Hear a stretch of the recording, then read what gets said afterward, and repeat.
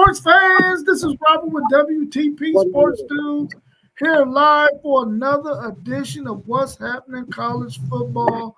We are in week zero. Week zero is here. College football is back. I'm here with my man FanDuel Zaya of the FanDuel Zaya podcast. How you feeling this morning, FanDuel? What's up? What's up with it, man? Y'all know what it is. We back with another banger. Back with another banger, ready to get into this college football action. Those of us who are college football enthusiasts, we are super geeked. We ready for some football. We ready to catch this first episode or semi-episode of College Game Day today. I know we ain't gonna be the one like it's gonna be next week, but we're excited anyway. Thank you for joining us out there. Please hit the like button, subscribe, share our videos. We ready to get into this action today. How you feeling about the SEC going to 9 conference games plus 1 Power 4 game in their scheduling going into 2026? How you feeling about that?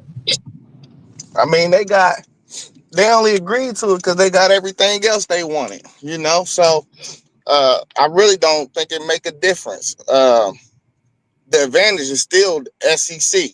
They inserted the metric for strength of schedule. We already know they think it's a bias towards SEC teams and how tough that conference is.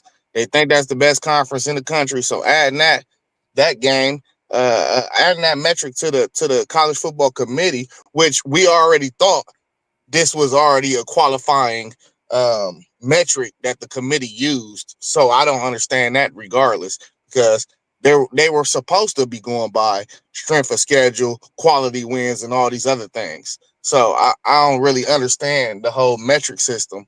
Think I got to do a little more reading on that. And also, I think this is just a actual fact that we're going to move to 16 teams next year. Like, I think this confirms it. There's no way the SEC would agree to play a 9th conference game if they couldn't get more of their guys into the field. So, they're the child, the baby child, spoiled. They're the spoiled child of the family, and once again, they got spoiled again. Yeah, post game. Welcome to the show. We got our man post game of the Post Game 86 podcast. How you feeling this morning, my man from the Midwest? Man, I'm excited, Rob, man. College football is finally here. Been talking about it for months. Now we get to see it today. So what's up, Zay? What's up, Rob? What up, Let's Post? roll. What's up, Post? I'm good. We're diving back into that question about the SEC going to 9 conference games plus 1 Power 4 game on their scheduling. How you feeling about it? FanDuel Zaya just gave us his thoughts. I don't know if you got to catch him or not, but how you feeling about it? I kind of would rather y'all keep it at 8. Just from the outside looking in, my team doesn't have a conference, but outside looking in, I think it would be better if y'all remained at 8 teams,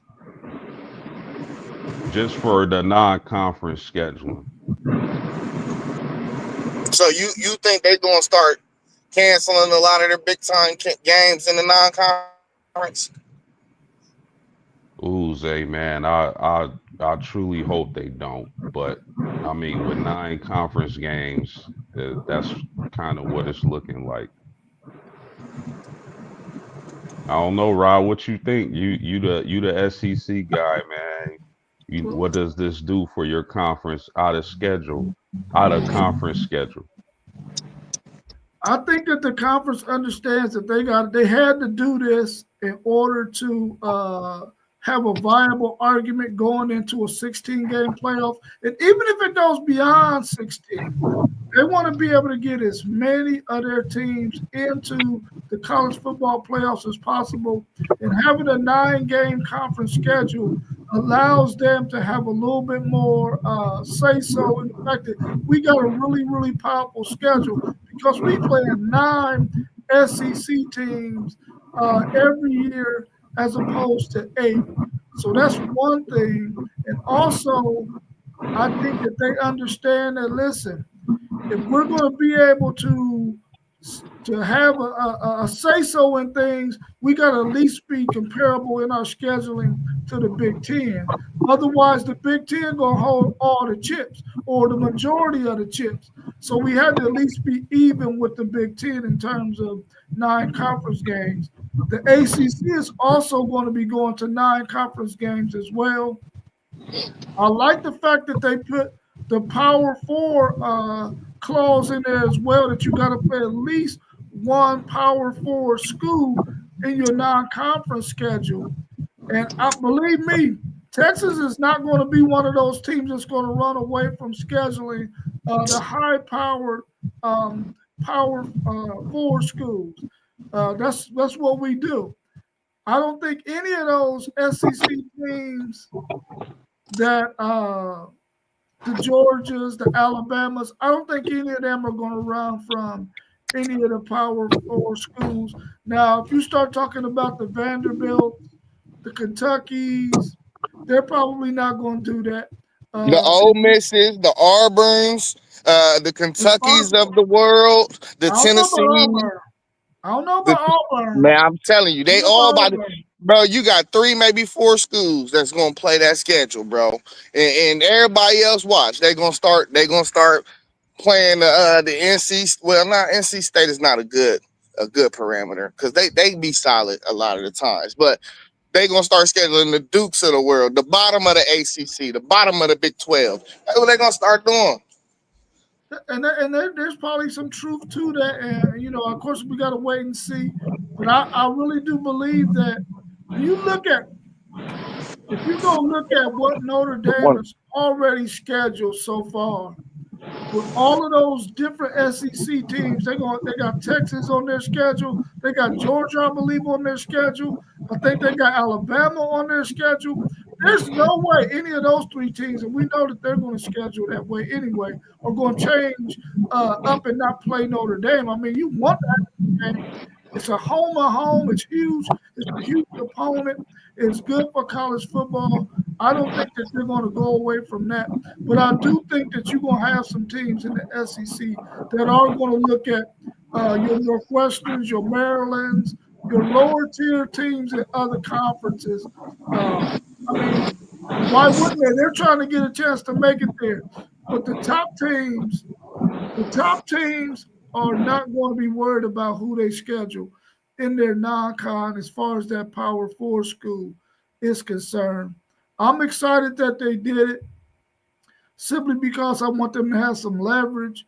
But outside of that, I wanted them to stay at 8 because I know it can be a grueling schedule. They got some places in the SEC, just like they got in every other conference, man, where you got to travel to them. And it can be rough, man. And so it is what it is at this point. I know Texas and the organization at the Longhorns will do whatever they got to do to stay viable going forward. As long as we got a good head coach, we're going to always be in the action. Yeah, I don't think a lot of them schools is about to go from Weber State to super big time football. It's not happening. Well, they're gonna still got 2 non-conference games that they're gonna play. It's gonna be some cupcakes for sure. I mean, anybody who does not do that outside of Notre Dame because they're independent, that wouldn't be smart. You know what I'm saying? You're going to play a grueling 9-game conference schedule, and then you're going to add 3 more good Power 4 schools? That wouldn't be smart. Yeah, what does this do for y'all strength of schedule, man? Because if you think down the line, man, and the SEC is hot in any particular year, let's say y'all got 5 to 6 ranked teams in that conference, and then you schedule like you were saying, a Notre Dame, man, y'all strength of schedule is going to allow y'all to jump a lot of teams when it comes to seeding in the college football system, college football playoff system. Post game, I feel like we already had that, so it's about to be on steroids now. You know, Yeah, I think as far as that goes, man, the strength of schedule is going to be. I think teams in the SEC understand that. Listen, if we got this powerful strength of schedule, we can get by those teams who do not have a powerful strength of schedule. I think the way this committee and the way fans look at it, if you are in a major conference like the Big Ten and the SEC, and you're playing a really, really tough schedule, you got a viable argument to say our strength of schedule is better than what they produce in the Big 12 and what they produce in the ACC. And so I think that's what they plan to do. They want to get as many teams as possible, and they want to have something in place that where they can say, listen, we play all these tough teams, and we should be able to jump some of these teams who did not have the kind of schedule that we have. And the SEC is also adopting. Each team is going to have 3 teams that they're going to play every single year. And if you get a chance to look at some of the thoughts that they had, the Alabama one is tough, man, because I think they got LSU and Auburn every year, and then they had somebody else. I think it was Tennessee. That's going to be a tough 3-game every year schedule that they have to play. And of course, Texas is going to be Texas A&M, Oklahoma, and Arkansas. And we don't really know. We know Oklahoma can be good, but they haven't been lately. Texas A&M is here and there. Arkansas is here and there. So, when you look at that, that's going to be another thing that's going to allow teams in the SEC to say, listen, we're playing these 3 teams every year, and they're going to be good. In the case of Alabama, anyway, if they get those 3. yeah, I think y'all need to shuffle it a little more. I don't think everybody should have a set 3 teams. I don't think that's how you do this. Well, what's going to happen is they're going to have those set 3 teams, right? And then they're going to play 6 teams every other year.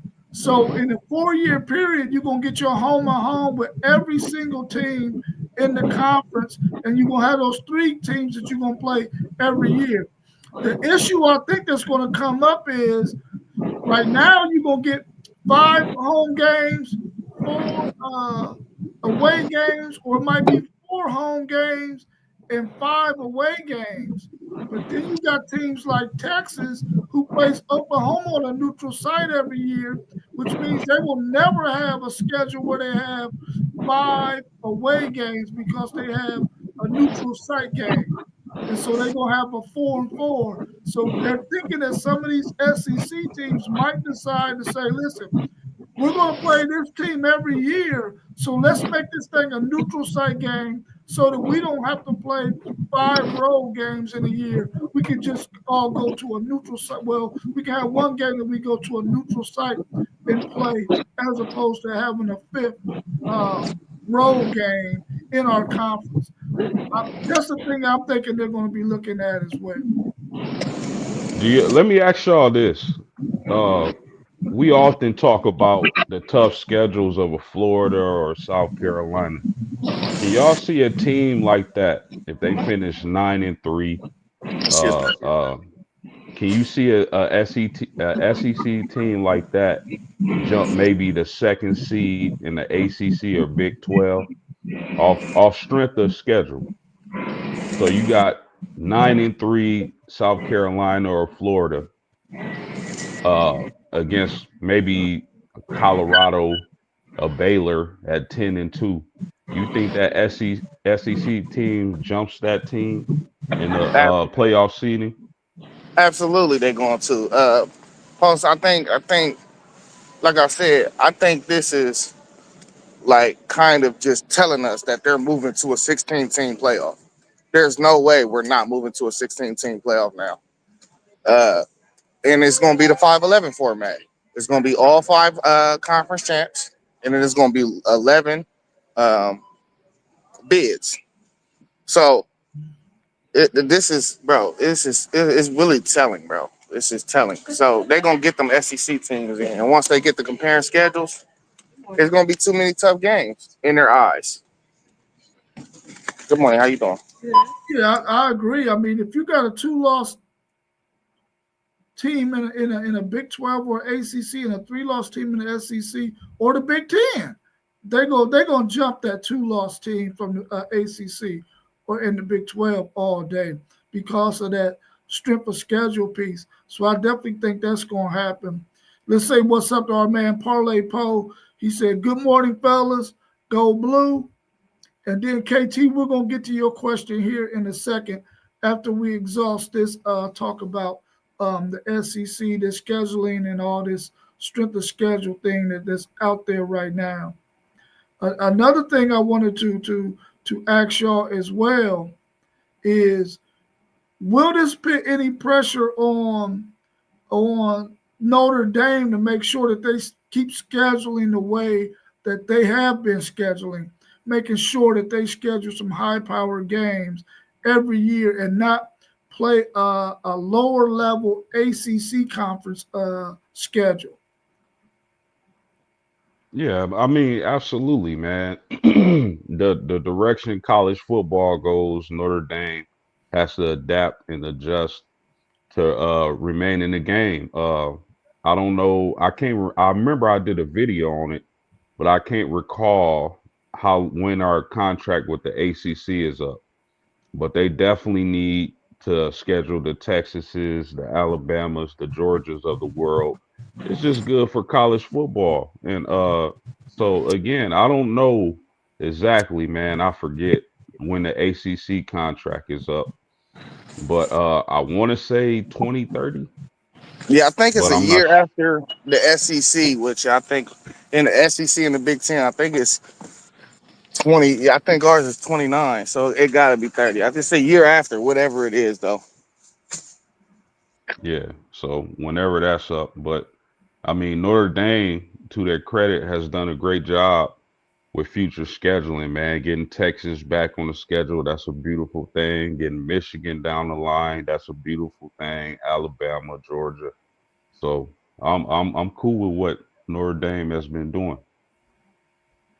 That leads us into KT's question because I think it's a really good question, and we've talked about it several times. But as more and more things start to happen in college football, you have to revisit some questions, man, because it changes the dynamic a bit. So KT wants to know, should teams consider being independent like Notre Dame? I think That's so. a I great question, KT. Yeah, and good morning, KT. I know you a Canes fan, but we appreciate your support. You rock with the homies, so I rock with you too. But yeah, man, I think, and now again, and we talked about this, but uh, there's only a certain type of team who can be independent, and that team has to have a humongous brand. The teams like Texas, Ohio State, your Georgias of the world, those are the Michigan. Those are the type of teams with the brand and the following, the fan base that could be independent. And like I've said on past streams, if you're a business person and you own a business, there's no way that you would want other hands in the pot, you know. So it's a if you're a financial leading program, and again, if you can lead and demand that audience, I say independence is the way to go. And it's only a select few of teams who can actually pull that off. We know Notre Dame has been independent since birth. Again, Texas, Ohio State, Georgia, Michigan's of the world, those teams can get it done as far as independence. So I would say, me personally, just experiencing Notre Dame and its independence. If your team is able to be independent and not be restricted by a conference and not have to share their money with Rutgers or Kentucky, whatever team may be, I think they should do it for sure. Well said. I ain't got nothing to add. Yeah, Sean Moss. Good morning, bro. Good to see you in here, Sean Moss. He said, "Good morning, brothers. Great question, KT.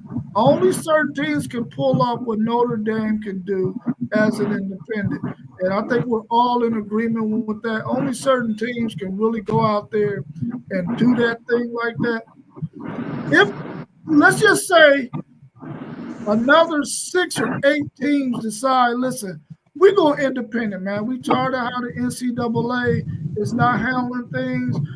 Our conference ain't moving in the direction that we feel is in the best interest of our university. It might be in the best interest of the conference, but it's not in the best interest of our university.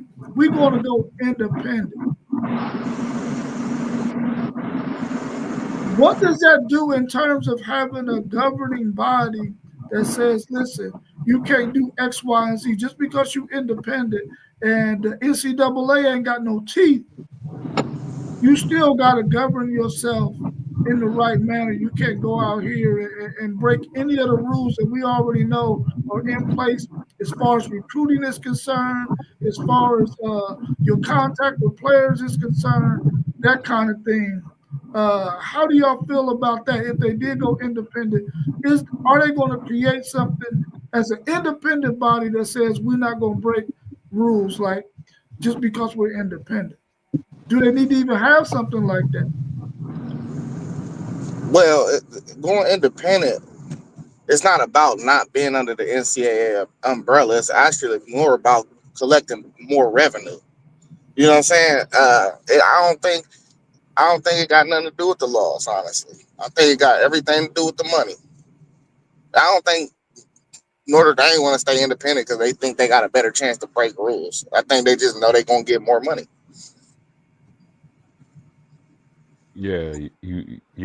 And again, man, if you independent, you got to be able to stand on your own.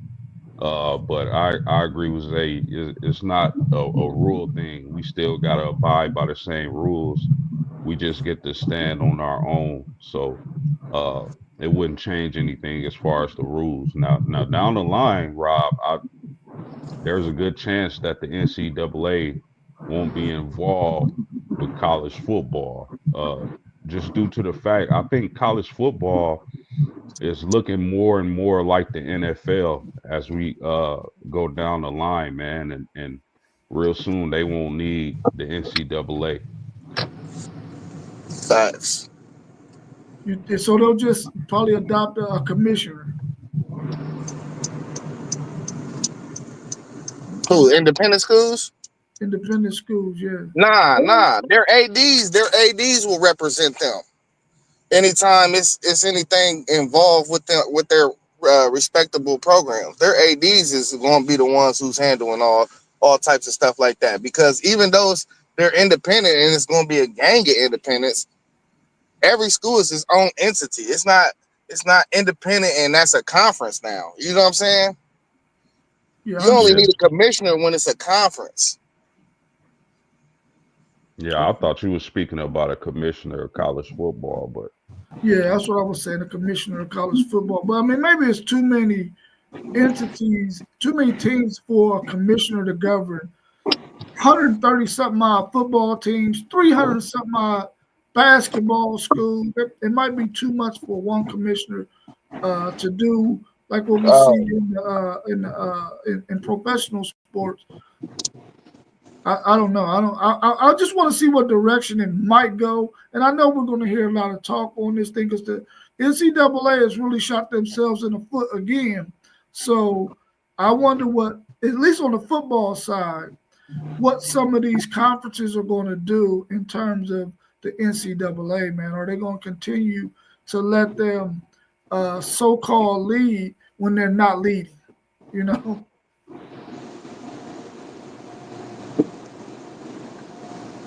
Sean Moss is saying he's watching.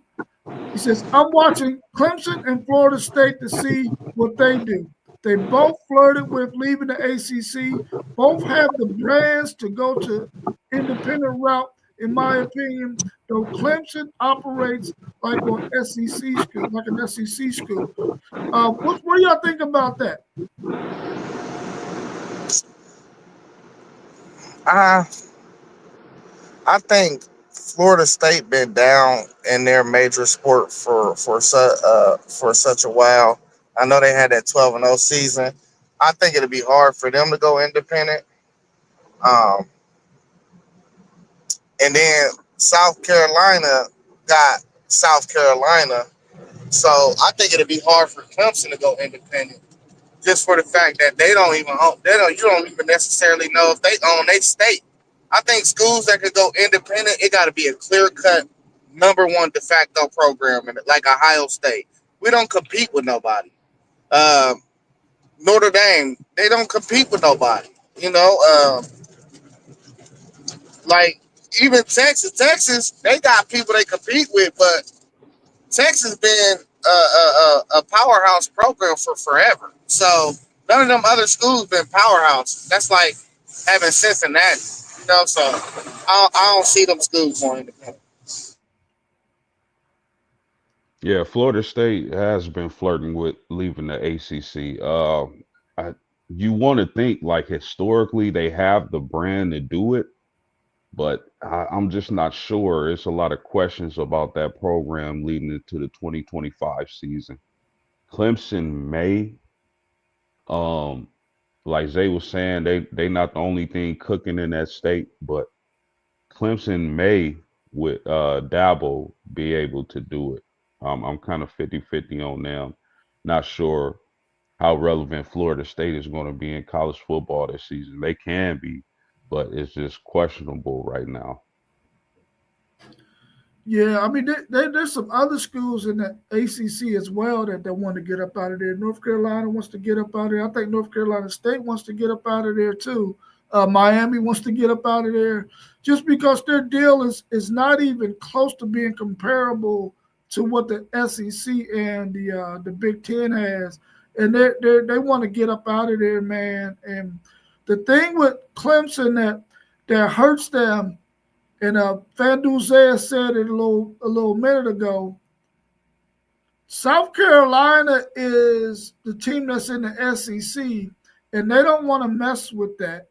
The only way I think Clemson can even get into the SEC if they decide to expand in the future is to keep the Clemson from going to the Big Ten. They wouldn't want the Big Ten to get a powerhouse or a good organization like Clemson in it over the SEC, so they would probably take them in that instance. But that will probably ruffle South Carolina's feathers, especially when it comes to recruiting, when it comes to football. Um, in terms of Florida State, they definitely can't come to the SEC. They're going to have to go to the Big Ten for sure because they're not going to mess with Florida and have two. Miami as well. See, those teams are just left out there in a lurch, man, because when you're in a state where there's already an SEC school, it's kind of tough. The only reason why you see it at Alabama and Auburn is because it was already that way from jump. It took a long time for Texas to even get in there because Texas A&M was like for the long, and they, even when Texas got in, Texas A&M was like, hell no, we do not want them dudes over here with us. That's why we left them because we got to get from up under Big Brother. So, but the SEC understands that this is a business and we got to have the best product possible. So I know they will probably take Clemson because they don't want them to end up in the Big Ten. But the Florida State their only route is to go out of the ACC and get into the Big Ten. It might be the only route for Miami as well. Well, I think one of them schools could easily end up in the Big 12. It's just who do the Big 10 feel like is a better fit? Yeah, I mean they could, but I think at some point the Big 12 is going to get disseminated as well. I think it's going to end up going to two mega conferences, man. It just depends on who makes the most sense. Because if you look at the SEC side of it, they would rather have North Carolina than probably Florida State or Miami, even though it's not a better football school. It just makes more sense for them from a basketball standpoint. Let me see what KT said here. He said Florida State, Miami, Penn State all used to be independent before they jumped into. Yeah, that is true. They all used to be independent before they jumped into a conference. I think Penn State made a really smart move to join the Big Ten. That was a smart move for them. And I think it was a smart move in the beginning for Florida State and Miami to join the ACC. Just now, looking back on it, it was a good idea. But present time, they understand that they got to get up out of that conference because it's just not doing for them what the SEC and the Big Ten is doing for their teams. Sean Moss is saying Clemson is a bigger name than South Carolina, and that is true. That is true. But I think that goes to the point I'm making. South Carolina, who's been in the SEC for a long time, they would get the SEC a whole lot of pushback. Now, if they had to choose between the two, Clemson or South Carolina, of course they're gonna pick Clemson. But they already got South Carolina there, and they don't want to ruffle their feathers, much like the SEC don't want to ruffle Florida's feathers if a Miami or a Florida State could possibly come to the SEC. They're not trying to make that happen like that because they don't like that. Those schools are not going to like the fact that you bringing in my competitive state who competes against my state schools. They don't want them in the same conference with them.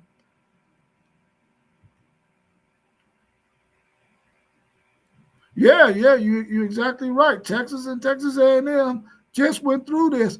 The thing that helped Texas to really get in was and Oklahoma. They was able to leverage each other to get in. But the fact that A&M had been down, and even though South Carolina hasn't been a powerhouse, Texas was just a better brand. It's kind of hard to not accept Texas, man. It's kind of hard not to accept them. Rob, let me ask you a question, man, because this is one of the more interesting teams and a team that could go either way this season. What do you make of Texas A&M, man? Do you think they'll be good this year? They'll flirt with the playoffs? Texas A&M has a lot of talent on their roster, and they can be good, but they're only like a 9-3, 8-4 kind of good. They're not a 10-2, 11-1 kind of good. But they have talent on their team, and they were playing really, really well before Le'Veon Moss got hurt. Their running game was really dynamic. But it's something about Texas A&M, the coaching. Their coach, yep.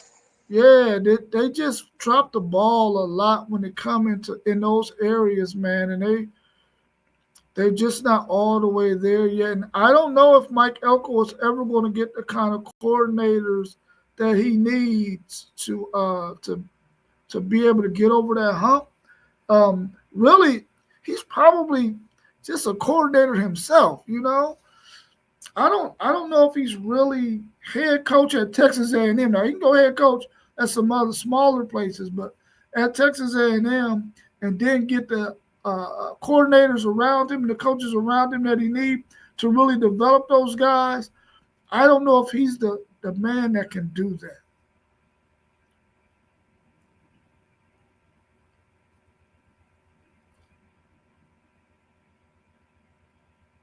Yeah, Jimbo Fisher we thought that Jimbo Fisher was going to be able to do that, KT, but he didn't. He did not. He really went down there. And now listen, they was getting some great recruiting classes, man.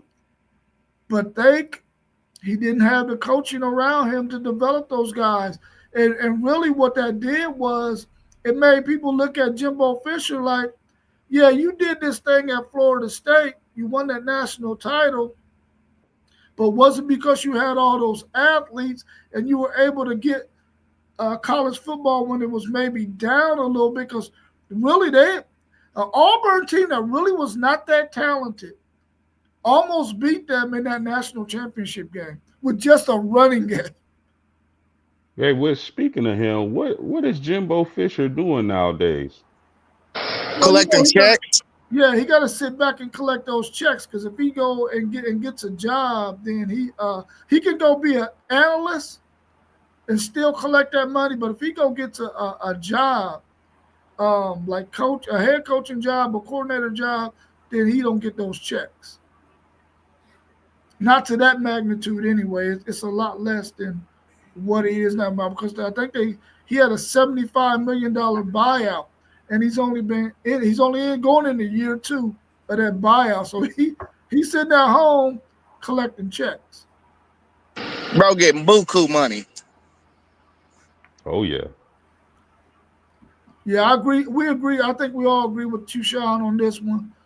He said, I don't think the Aggies make it unless they knock off at least two between Texas, LSU, and Notre Dame. Yeah, they're going to have to win at least two of those three. Yeah. For sure.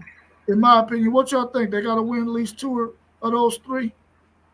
Absolutely, and not lose to a lower level team. Yeah. Well, we already know they definitely not beating them Longhorns unless we got some serious injuries. How we know that? They little brother, man. That's the way it happens with little brothers. They challenge big brother, and big brother put them in the headlock after a while and put them in the submission hold. And that's what Texas got. We get probably got a little bit too much talent for them, and they're not quite ready yet, in my opinion. Even though they're going to be a solid team, they're just not ready to get over the hump. Yeah, they got some bread, KT. They got some bread, bro. Hey, little brother always get a dub eventually. Oh, eventually they'll beat Texas. Yeah, for sure. Yeah. Speaking on that, man, good to see everybody this Saturday morning, man. And when y'all speaking on the little brother, I was kind of quiet. It's good to see little bro in here this morning, and they definitely get them dubs, man. Little bro, shout out to you in here, KT. Everybody else, man, appreciate the guys, man. Good to see you all this Saturday morning. Another start to the college football season.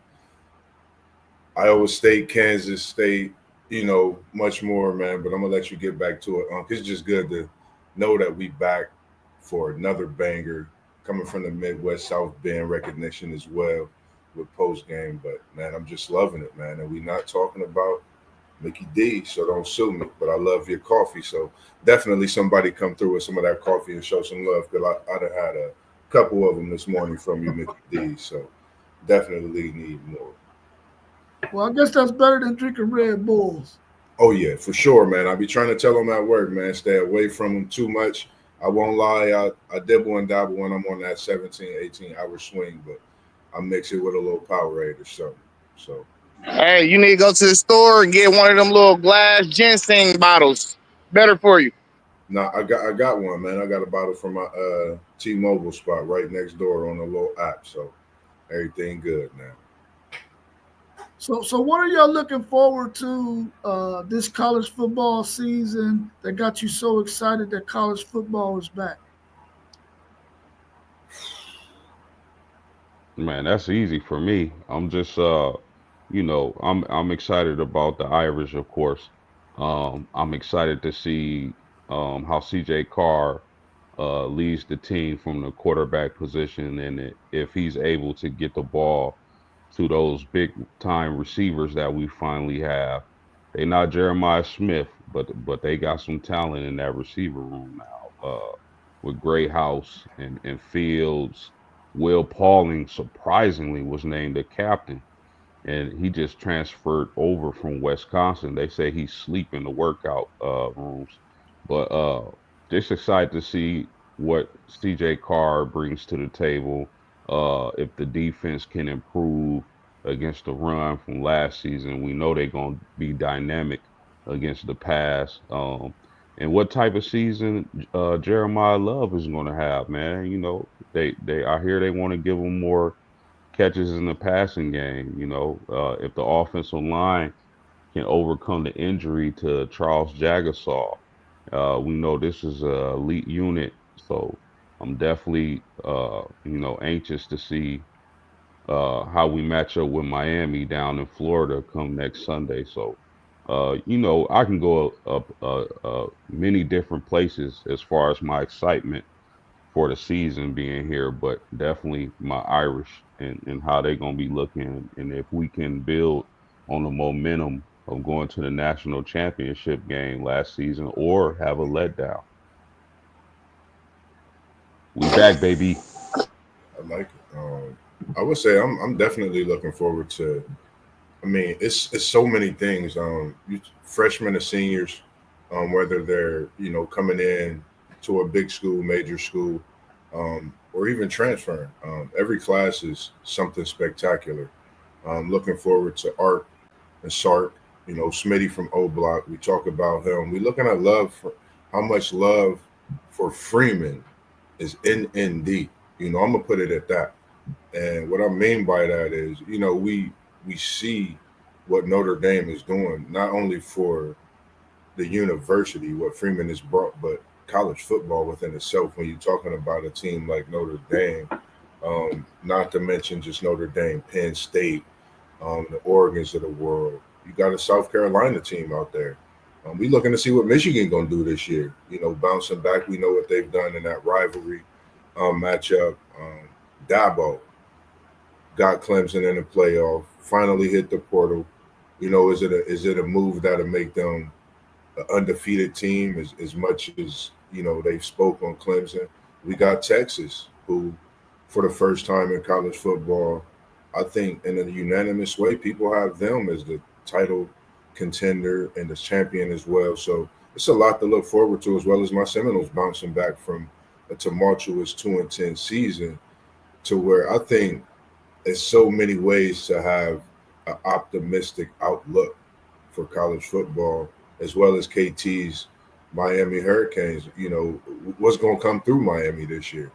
Their defense is different, and I had a look at their defense over the last couple of days.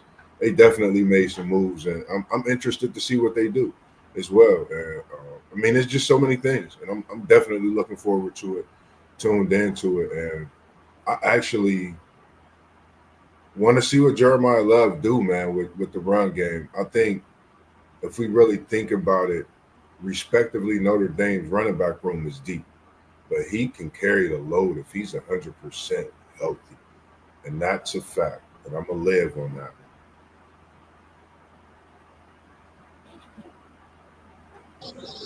Yeah, man. So I just want to see if this format and how college football is headed to is going to create more parity. That's all I want to see in the sport is parity, bro.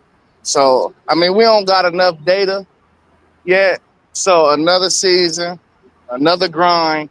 I think we'll even know even a little bit more at the end of this season. And as we keep on getting farther and farther, we will see eventually if the choices that was made for college football was right.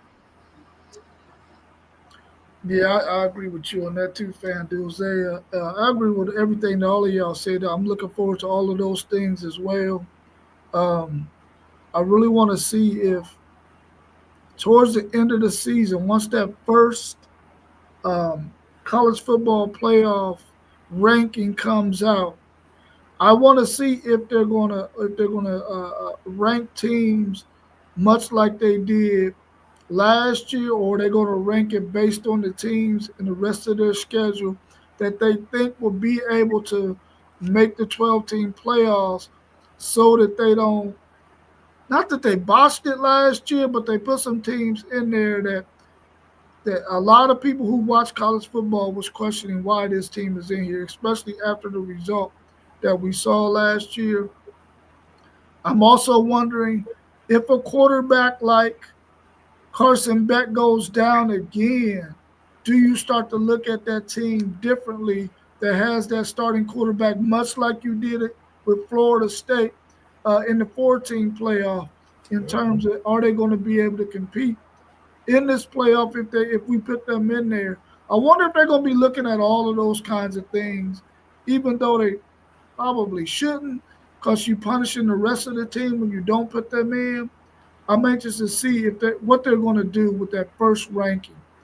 Uh, but of course, you look at your team, and me being a Texas Longhorns fan, I'm wondering, are they going to be able to get through that 6-game gauntlet where they have no home games? They either got a neutral site game or they're on the road. And that's going to be a stretch of football where Texas is going to have to play some really, really flawless football. And we all know it's hard to go 6 games, not in your stadium, and be able to navigate those games flawlessly or well enough to where you don't have a hiccup in the road, man. And that's going to be something I'm going to watch very closely. Hopefully, Texas can stay healthy, especially on that offensive line, because right now they're doing a lot of mixing and matching, trying to find a 6 or 7 man rotation that they can use to make sure that they got their 5 best guys at a time on that field, and they got their work cut out for them. So hopefully they can stay healthy and they can put this thing together and not lose any of their key pieces to their offense or their defense. And KT is saying he's looking forward to their new look defense. Parlay Post said he's worried about Norman going to make it through the whole season. And John Moss agrees with post game on their Notre Dame Fighting Irish. I forgot Sean, but that's right. I forgot Sean was Notre Dame.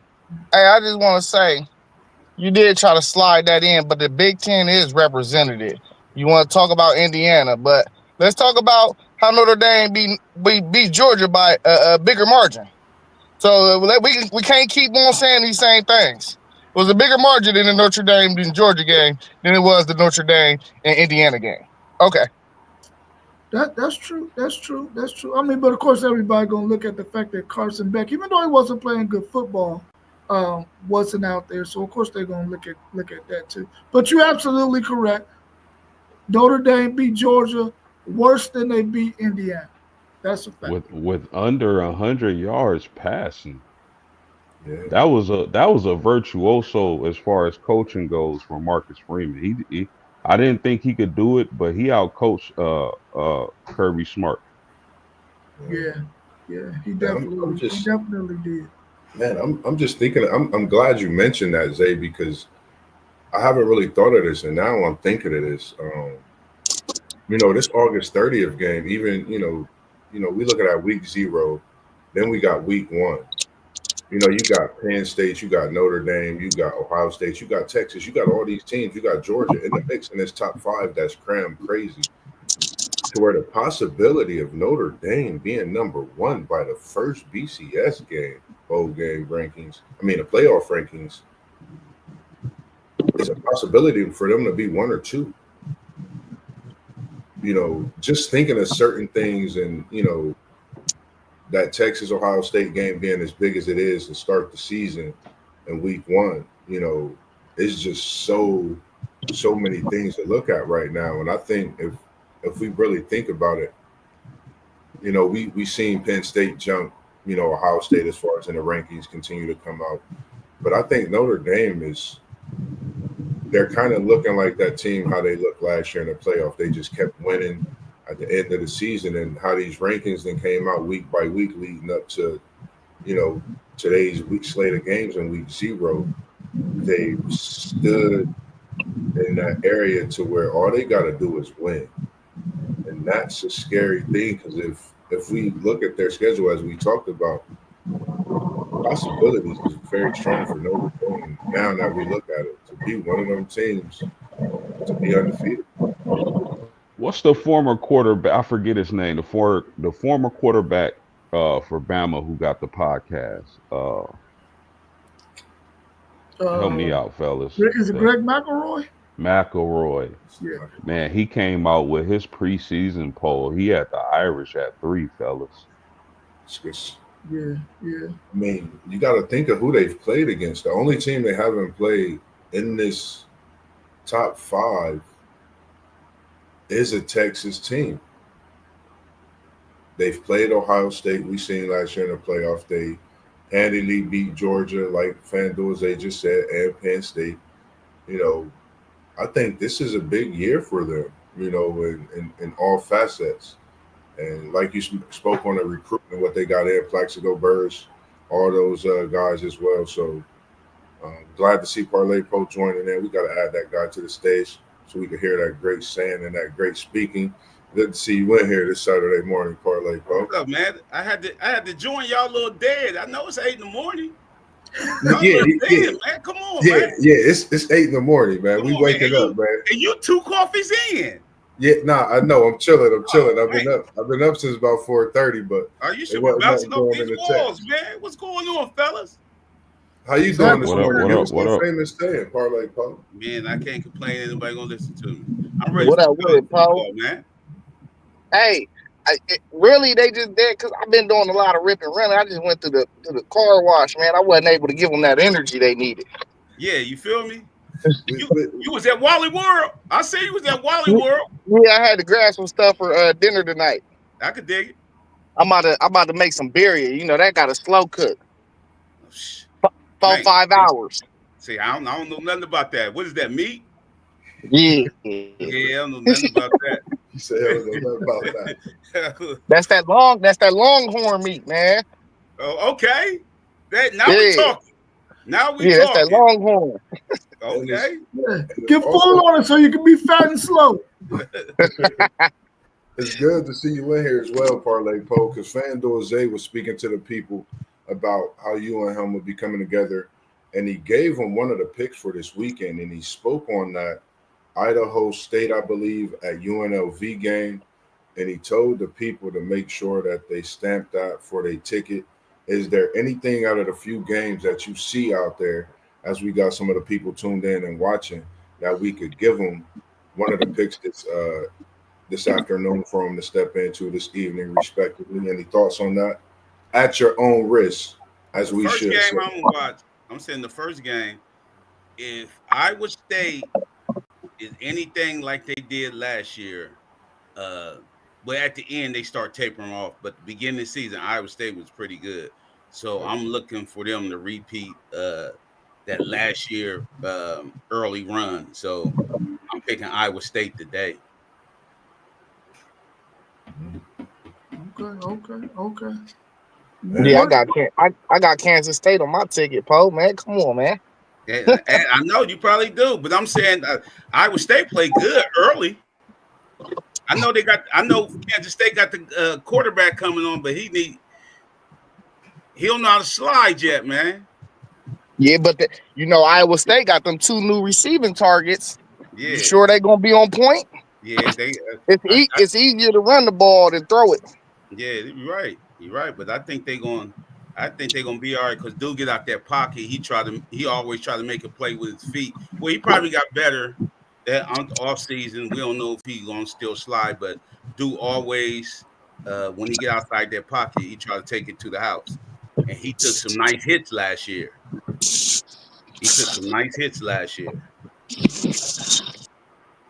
A reason why I would favor Iowa State to win this one in a close one is the fact that 3 high safety, you can disguise so much with that 3 high safety, and they can sort of have a spy that he don't know who's spying him in the run game. When Avery Johnson decide he want to try to pull that thing and run, they can disguise their spy, man, in a lot of different ways that can sort of confuse him.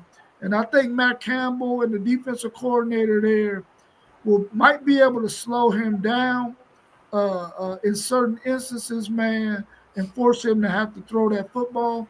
Where then again they could confuse him again with that 3 high safety look. So I'm thinking Iowa State is going to pull out a close one here as well. That's who I'm picking as well.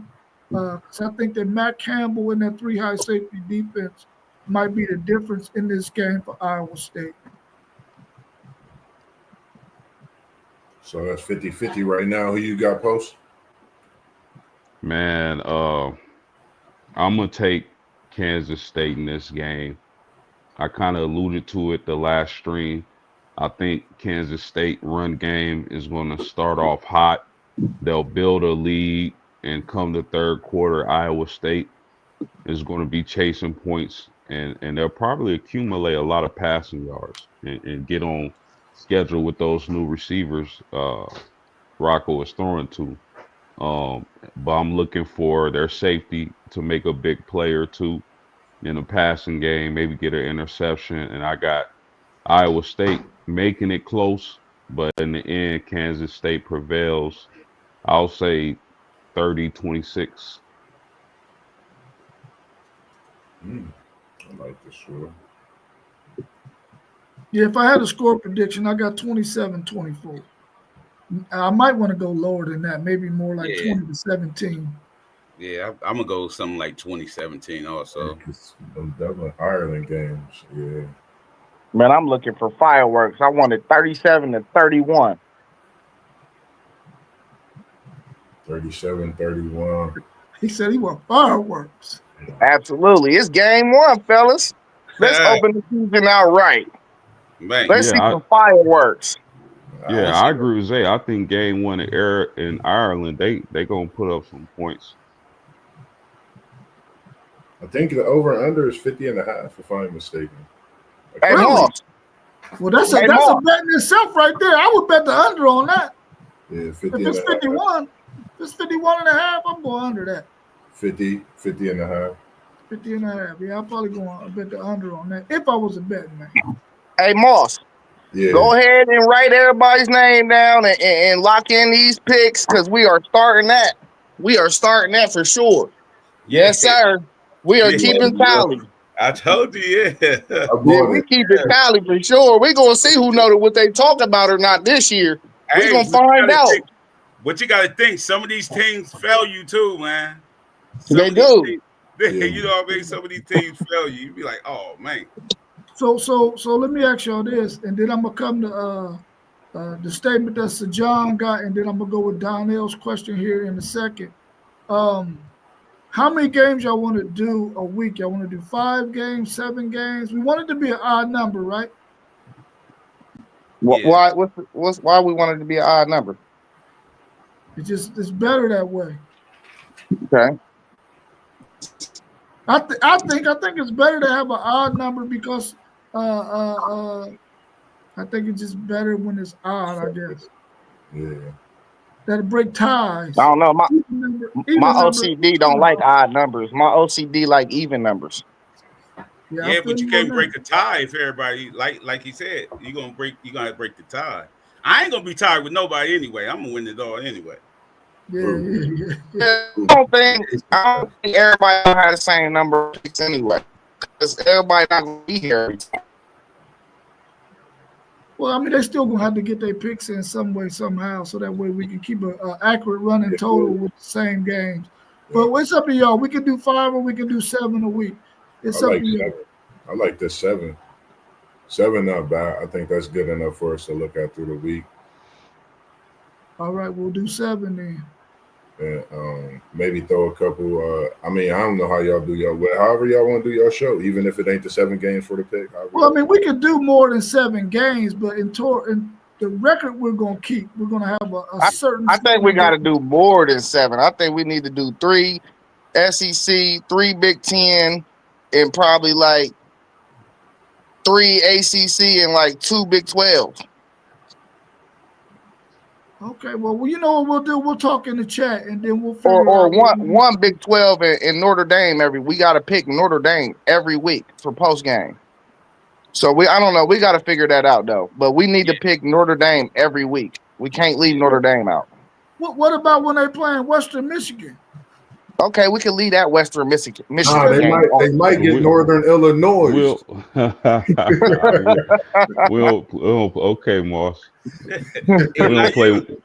We'll play Western Michigan though. Yeah, I mean, I know they play somebody like that on that schedule. He was just saying cupcakes. Yeah. Yeah. Yeah. Cream puffs. Do they even got any cupcakes? I think they got one cupcake. It depends on. It really depends on if you consider teams like NC State, Purdue.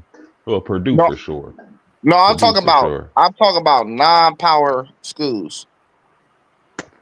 Uh, Only one is Boise State. That's not a cupcake. for sure.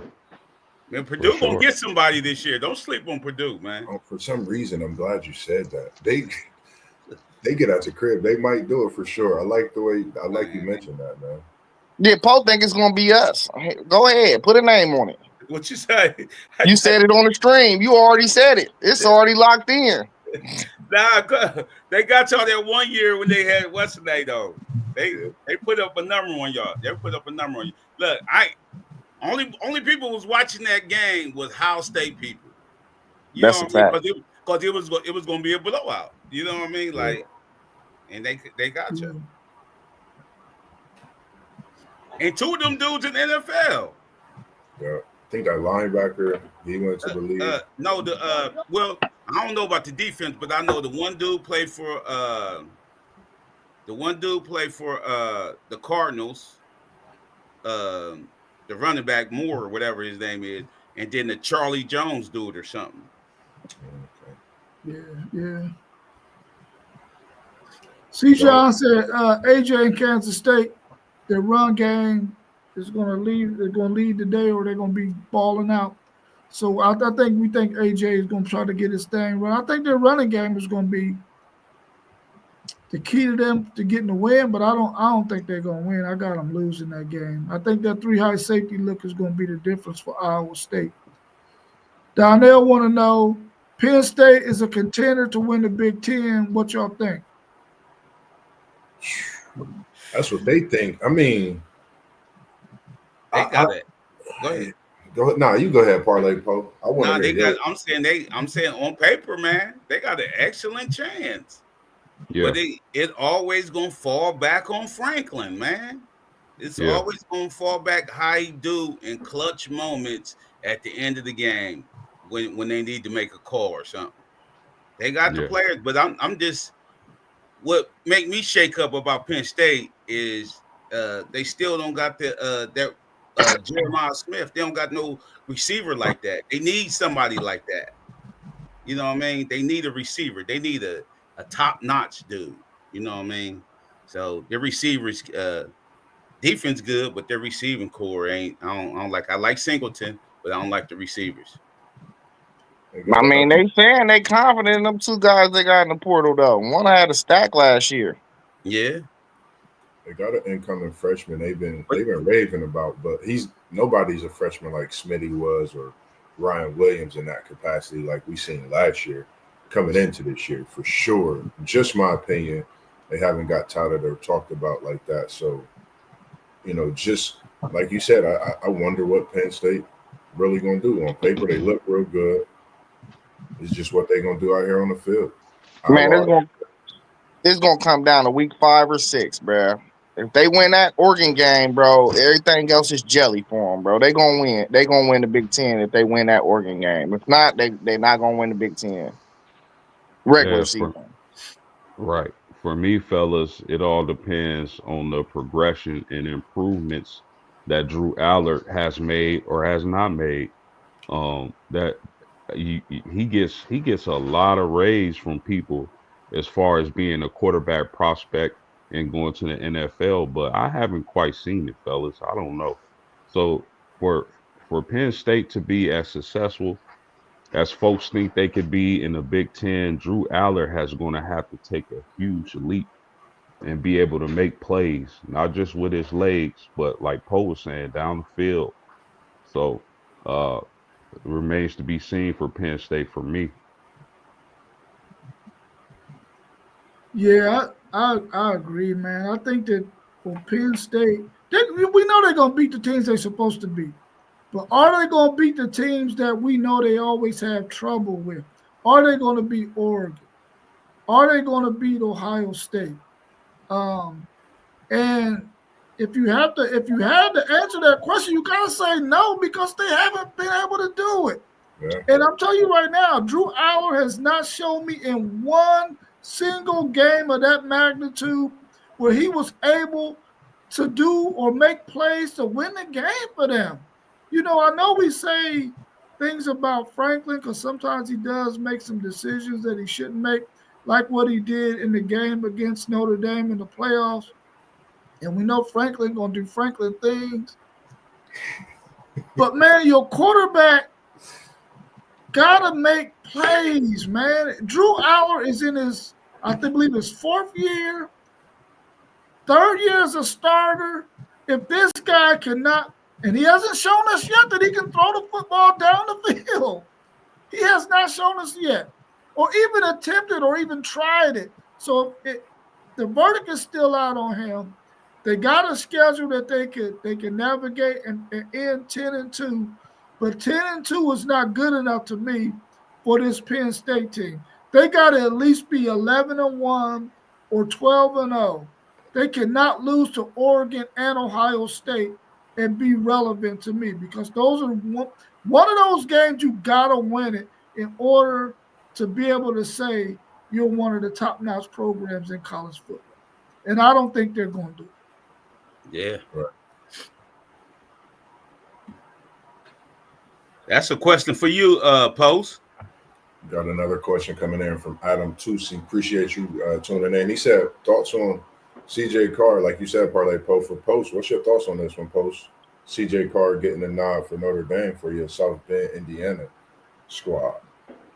You know, just it's an upside play. They know CJ Carr has the highest ceiling in the building. He's our golden child. He was recruited that way.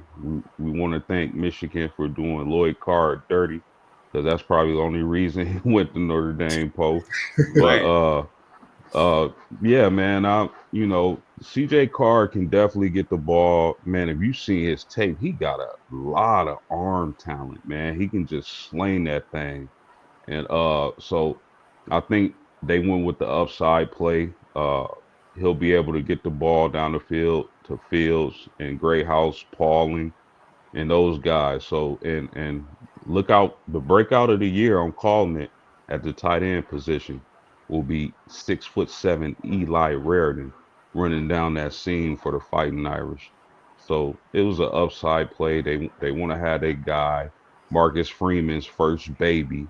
This will be the first time our quarterback under Freeman is homegrown and not out the transfer portal. So I'm excited for CJ Carr, man. And hopefully he can start off and limit his mistakes, first time starter mistakes. But man, he got a wealth of talent. I hope he botch it. I want to see Minchie. It sounds like Minchie should have started. That's who should start. I want to see Minchie. I hope he throw 3 interceptions in the first half and get him out of there. I wouldn't be mad at Minchie either, brother. Rico was saying he's not sure if Penn State is going to get to the semifinals without a receiving threat like tight end Tyler Warren that they had last year. We know Penn State's running game is going to be good as long as that two-headed monster stays healthy, and we know Drew Aller can also run as well. Shouldn't that open up the passing game for them? So but we don't think Drew Aller can do it. This my thing, man. We saying this is a question mark and not a weakness. We don't know. We know they got 2 guys out of the portal. We know Penn State usually got a good tight end. Maybe he's not going to be Tyler Warren, but just because Tyler Warren was one of the best tight ends in the country don't mean you ain't have other good tight ends on the roster. So let's just see. It's a question mark now, but let these games be played and let's see if these questions get answered. We can reassess them. You know, we don't know, though. We don't know. All I know is these 2 guys that they got out of the portal is they saying these is 2 guys they ain't had on their campus. They ain't had nothing like that on their campus for 4 or 5 years. That's what they're saying. Yeah, let's see. Like you said, let's see. We already know. The defense is gonna be stout. We know that for sure. Yeah, so really let's see about their tight end. You know they got tight end, H backs, all that stuff be the same. Yeah, I mean they recruit that position really, really well. So we know they're gonna have somebody they can plug and play in there. Now we know they're not gonna be Tyler Warren, but they're gonna be serviceable for sure. Any other thing exciting y'all looking forward to this college football season? Week 1, week 2, later on in the season? Anything else? I Just would wait say, for the game. That's all. I'm like, I can't wait. I just can't wait. Man, I Yeah. can't wait. The biggest thing I can't wait for, of course, the Buckeye game, my season opener, and November 29th. But the next game is Alabama and Florida State. Hey, listen, hey, boss, I'm sorry, bro. If y'all get dog walked, I'm coming on stream and I'm gonna kill you, bro. Man, I'm gonna kill you. Now, if y'all win, I'm with you. all I know is, you don't supposed to talk too much before your team play. So, I'm Oh, gonna I be ain't worried. I got a natty, bro. You got a long ways to come to be Hey, where I'm listen, at. this is a new season, so you got to defend that natty, and you got Yeah, to but y'all can't walk in our shoes, bro. Y'all can't walk in our shoes. We ain't. Hey, we just got us one. We not on the hot seat. Y'all are. just know Y'all this. just went. Y'all just went 2-10. The numbers on Florida State is going up. Everybody wondering what we gonna do this season. Just know that It's hard to go down when you was 2-10, though. I know, and we only way is up, and we're gonna show a lot of naysayers this season. I'm gonna leave it at that, man. But Hey, I the hope we opening do- spread is hope we do 16 and play a the half. Buckeyes. I hope we do get a little taste of them Buckeyes this season. Hey, the opening spread was 16 and a half. I took it. I Ooh. took Alabama with the points. Ooh. When is the Money game, down. Moss? You said what? When is the game? That's the 30th. Same week, same game, Buckeyes. That's next weekend. 3:30, prime time. Yeah. They got the game right after that Ohio State and Texas game. Yeah, I'm locked Why in. they get y'all? Why they get Texas at high noon, man? Man, I was tripping. I thought they would have I thought that would have been a night game. I thought we was gonna have that 7:30 with it being Alabama, but they trying to line it up that way to where they got that evening game with that. I forget who that evening game is. I think that Clemson game is the evening game with the Miami and Notre Dame kicking off for that Labor Day finish. So, It's big noon, y'all. It's big noon. We own big noon. So, I mean, everybody's eyes is gonna be on our game. Who else playing 12 o'clock? Nobody. Y'all, all y'all gonna be watching that game. The whole country. I'm watching. I'm gonna be tuned in for sure. August 30th, 12 noon. I'm gonna be blowing your phone up at the end of that first quarter after that 65-yard touchdown. Yeah, fellas, I'm excited about everything on the menu. Y'all ever been to a restaurant? They got this giant menu, and they like, "How can I help you?" And you like, "Man, there's so much stuff on this menu." I'm excited about everything on coming our way for college football. I'm gonna be locked in. So You're looking at a Mexican menu. Dude, he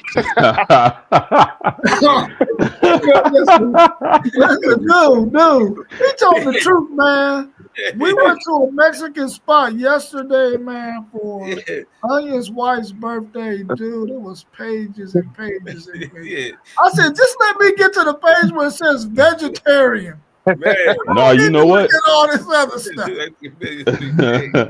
Love me some Mexican food. Y'all, do y'all got a Culver's out there? Yeah. We got a Culver's. Culver's got that big menu too. Oh, yeah. I only been to Culver's like twice. Them burgers hit though, I tell you. I think my bro, he stopped in Culver's one time and grabbed a burger for me when I was at his crib doing some work with him. And that's the only taste I got. It was definitely a good burger though, for sure. Yeah, that's one of the better burgers for real. That they be sleep on them burgers. We got a couple of questions about conference champions. Let's go ahead and tackle those. I think we've said it on other streams, but maybe these individuals weren't in there. Who do y'all think is going to win the Big 12 this year? I'm on record. I'm rolling with Texas Tech, man. I'm rolling with it. I'm believing the hype. I done fed into it. I'm rolling with Texas Tech, bro. That offense is going to be a high-powered offense, I believe. I think their secondary might be a bit of a question mark, but I like they front seven so much. So I'm gonna just say they're gonna figure that part out. Yeah, Zay, we've talked about this on past streams. I don't like going against Coach Prime. Y'all know I'm big on Coach Prime, but I'm gonna go with Baylor. I really love Sawyer Robertson this coming season. I think he's gonna shock a lot of people who don't know too much about him, and he's gonna be an NFL prospect. I think Baylor is gonna eke it out by the end of the season. Baylor, a good pick, man. That's a good sleeper pick right there. That's a good pick. That's a good one. I might have to ride in your cab, man. I might have to ride in your cab. I'm going with preparing for Baylor. that. He preparing for that Notre Dame Michigan matchup coming soon. That's a ways off, but it's coming. It's tough, man. Yeah, never should have left. Right. Man, it's hard to count out certain teams, especially Prime. They've been having some tough injuries coming into the start of the season too. I still think they're gonna be in the top contention in ways possibly. Damn. I'm gonna go Arizona State. I'm gonna just say Arizona State. I like the QB. I'm gonna go Arizona State. Man, they probably got about 8 teams that can probably win this freaking conference, man. I'm gonna pick Utah, man. They're gonna bounce back. I think Cal Whittingham is gonna have his boys out there thumping some skulls.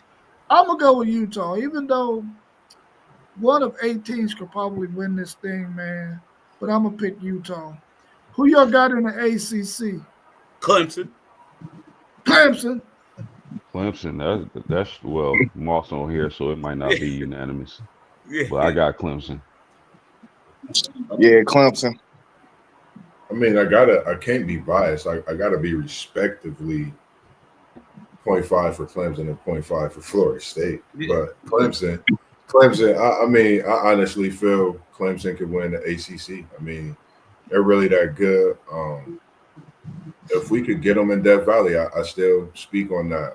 I think that's a game that's going to determine a lot for our season as well. If we could get them in Death Valley, I think that could turn the tide for our season as well as theirs possibly. It's going to be tough. Yeah, Adam, Louisville is going to be one of those sleeper teams in the ACC that could possibly sneak up in there and make some noise and possibly be there in that conference championship game. We definitely talked about them in an earlier video as well. If you go back and check out our ACC top 6 teams, I think Louisville was definitely one of those teams. What about the SEC? Hey, before we move to there, my sleeper in the ACC is Duke. Y'all better hear me. Yeah. Duke, yeah. You're right about that. Who y'all got in the SEC? It's gonna be a toss-up. Texas favored, but y'all gotta coach better than Kirby Smart, man. Yeah. You know what I mean? Kirby Smart's still in that conference. So I'm gonna say Texas favored, but Georgia right there, man, on y'all's heels. Yeah, I'm gonna get a slight lean to Texas, especially if they're able to figure out the offensive line and are able to protect Arch Manning and open up some holes in that running game, especially. And if Arch Manning is who we think he is, man, Texas should win the SEC. Who they say he is. I'm going Texas as well. I think one of the teams I think is sleeping is South Carolina. I really looked at that team after last year as they spoke on them. I'm gonna take South Carolina as the sleeper. No, as a sleeper or as to win it? The sleeper. I got Texas winning the SEC. Oh, okay. I'm going Bama. I think Bama bounce back and win the conference this year. But I think Texas, they might go through something similar what we went through last year, where maybe they drop a couple and it might light a fire under them for the playoff. But I don't think they're gonna be there. Remember, John Miller out for like the first 6 to 8 weeks. He won't probably be back to that Georgia game. Who, Jam Miller? Yeah. Yeah, that's cool. It's talent all over that roster. Yeah, they got 5-star. Yeah, that's a big injury, though, coming into the start. Yeah, I mean, I guess I would be looking biased if I picked Texas, and we all know it's Georgia's conference to lose. I mean, I think Texas has top to bottom probably the best roster in the SEC. So I'm gonna pick Texas to win it. But I think there's one of 4 teams that could possibly win it: Alabama, LSU, Georgia, or Texas. But of course, I'm going to pick my Longhorns to win it because I think they were there last year. They should have won it last year. I think they get over the hump and win it this year. If they stay healthy. If they stay healthy, I think they're the team to beat in the SEC. I'm going to write C. John's comment down. He got Tennessee and LSU. Yeah. And the SEC. So I'm going to write his down too. Yeah, Donnell said Georgia gonna win it again. C. John said Bama, the quarterback is talented, but he's green. Give me Texas and LSU. What about in the Big Ten? I think this is a conference that can go one of 4 ways as well. Who do y'all think wins the Big Ten? I'm biased, man. I'm biased. I'm telling you. But hey, our freshman quarterback, we're gonna win the Big Ten. Speaking of your boys, can you say something about the clip I seen about him and what he talked about that run game and orgy? He's speaking. Y'all talking about Castellanos, man. Underwood he's speaking on this media. He was talking some talk. I think I sent it in the chat or might have shared it in But the group. he just a freshman, man. I ain't worried about his talking. He better back it up. That's all I wanted to hear. It's big time football, man. He better quit talking and let us play do the talking. For sure. Big Ten, man. I don't listen. Yeah, I'm on record with picking Illinois. I don't think they're going to win the national championship or anything. I don't think they're the best team in the Big Ten when you talk about talent. But I think at the end of the standings, the end of the season, Illinois be on top of the Big Ten conference.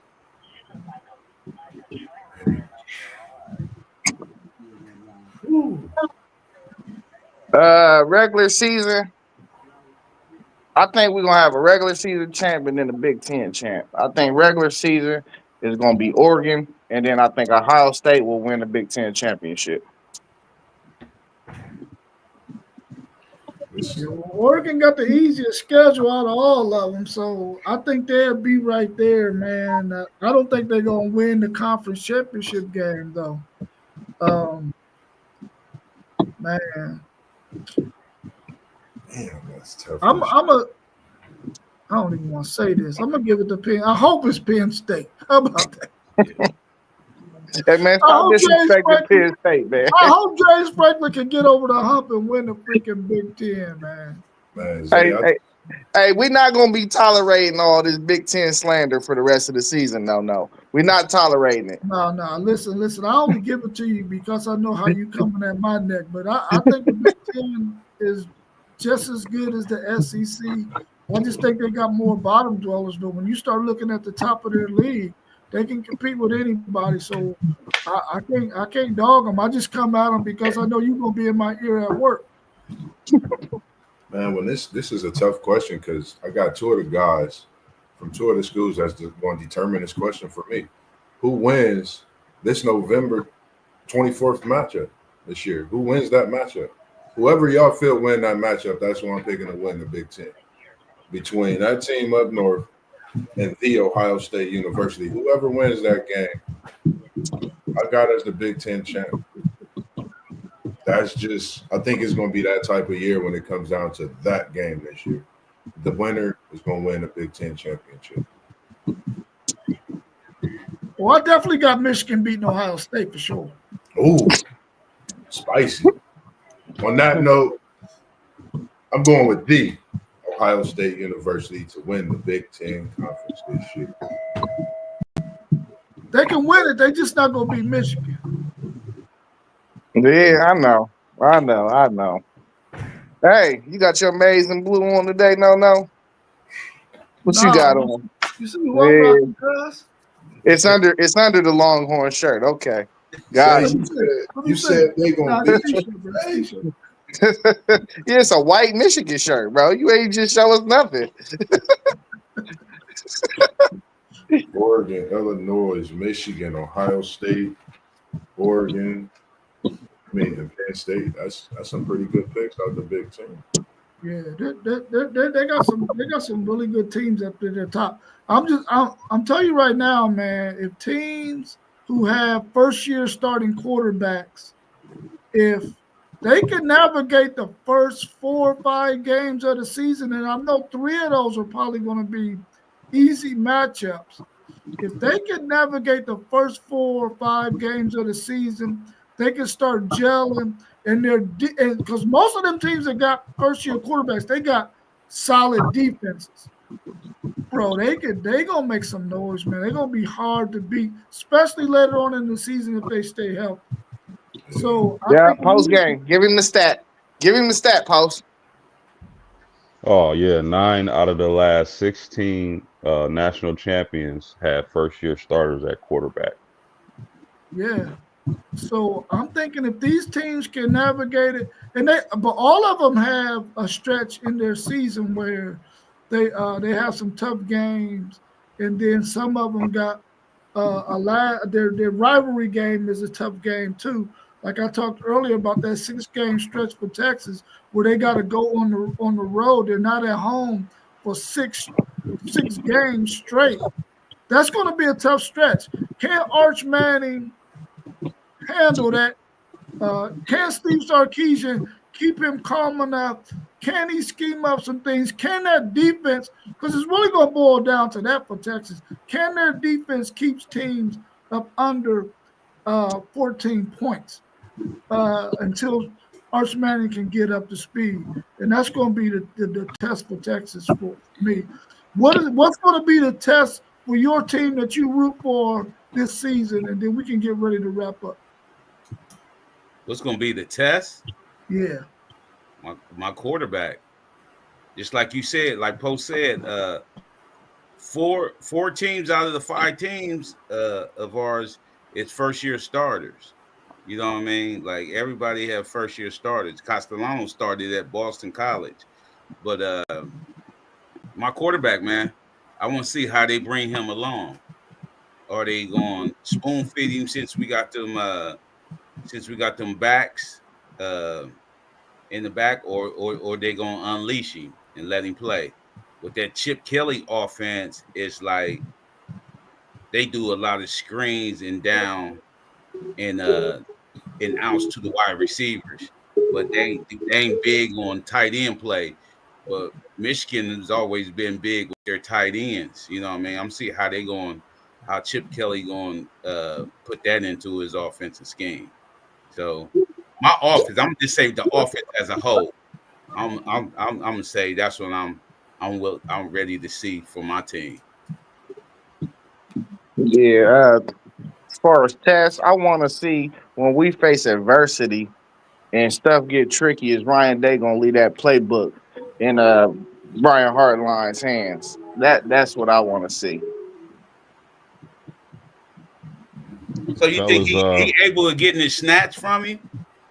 You said what now, Paul? You think Ryan Day is going to snatch it from him?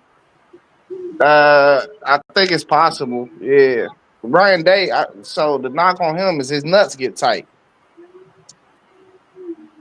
Okay. Bro, that's crazy. That's crazy. I'll just keep it in the band, bro. His nuts get tight sometimes, bro. We'll be looking at him like, bro, just calm down. It's just football. Yeah, fellas. I mean, it sounds like the majority of us are, looking at that quarterback position for our teams. That's definitely what I'm locked on when Notre Dame heads to Miami. CJ Carr, man, is he ready? Is he gonna go out there and wet his pants and we gotta bring in Kenny Minchie, or is he really the truth like a lot of people think he is? So I would say the quarterback position for Notre Dame, uh, that offensive line, are they able to pass block to give them time to get the ball downfield to our playmakers? So again, quarterback position for me, fellas. I would say just a bounce back. I think we already know we coming in with a quarterback. Everybody familiar with Tommy. So for me, it's just bounce back. Being Florida State, having an identity, going out and playing. Everybody know who we are. We just got to go out and we got to play and we got to show the world that we just not that 2-10 team. That's definitely not Florida State. So off-season work that we put in, we got to go out starting week 1 next week and put it in to play. And it starts, from after Sunday, after you watch all this good football. Monday, you got to hit the practice field. You got to go hard. You got to practice like it's the last game of your life from here on out throughout the season and set a standard at FSU. And we got to get back to doing what we know and have that swagger at Florida State. Real quick, way too early national champion. Who you got? I got my Texas Longhorns winning the Natty. I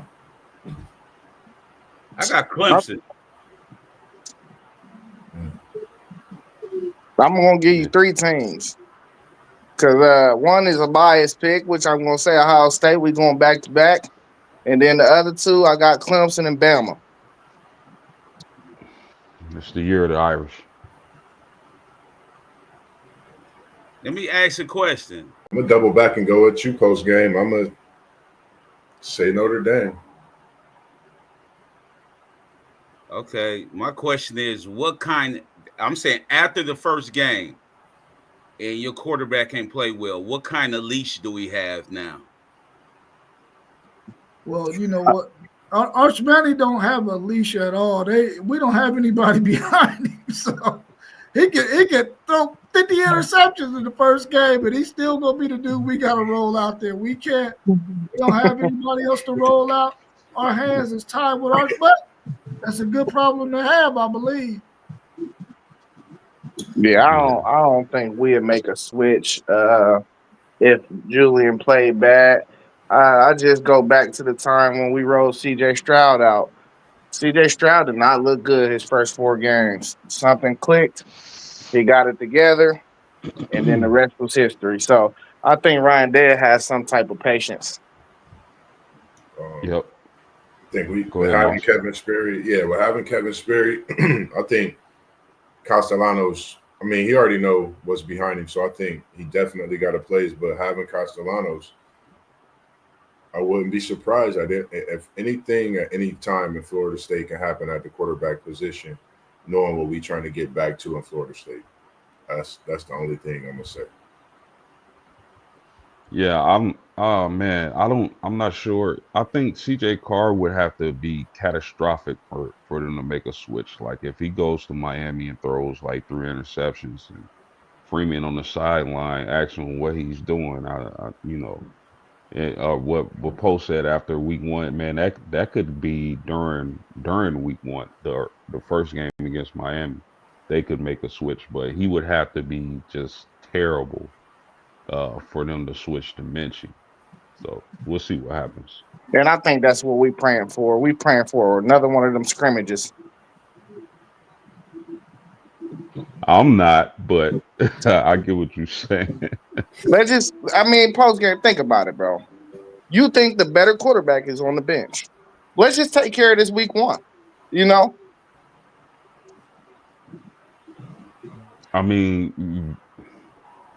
Minchie might have been a better quarterback, but CJ Carr's ceiling is higher, bro.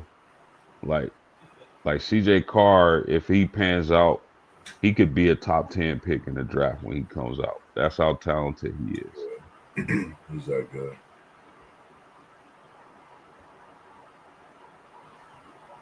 What you say about your quarterback, Paul? Well, I don't think it's a leash. I'm saying even though Even though we got Keenan back there, but I don't think it's a leash.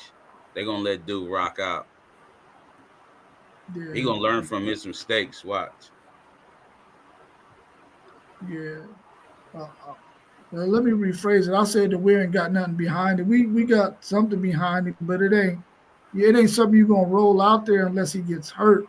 You know, if he has a bad game, he ain't coming out that next game.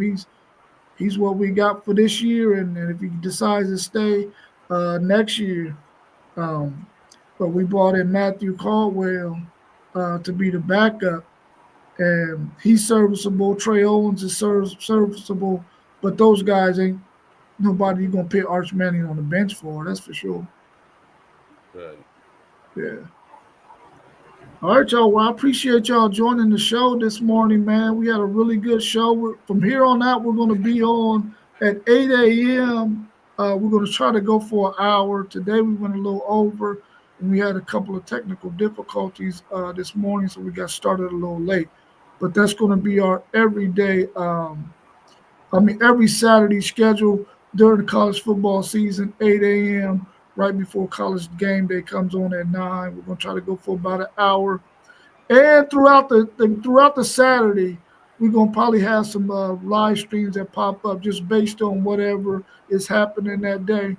We'll probably come Be back ready for 3:30, right after that Ohio State Texas game in next week. We're going live. It's going to be instant, 3:30, 4 o'clock. Hey, Yeah, my man Haran in here, man. Go blue, Haran. yeah. Talk that stuff real quick. 3 days, baby. He is talking Heron 78. Good to see you, man. Go blue. Also, man, I just want to shout out to the Otterbein guys I seen yesterday. Nick, Ridge, Bryce, Kate, and man, shout out to you guys on the football team, man. Hopefully we could get you guys on, talk some of that good football, and see what your respective season is doing this year, and hopefully come out and support you guys as well on that field this year over at Otterbein. But it was good meeting you guys, and appreciate everyone tuning in this morning as well. I know we had an earlier time, but you know, we just doing a lot of things different and doing what we do. And Heron is got Parlay Poe junking and jiving. He is part of that Go Blue family. When he come in, Heron 78, he talk, he cook, and he is TTUN all day, every day. He said 2,093 days and counting, Zay. KT, we appreciate you. Little bro, Moss, Sean, we appreciate you. Everyone else, like we said, we appreciate you.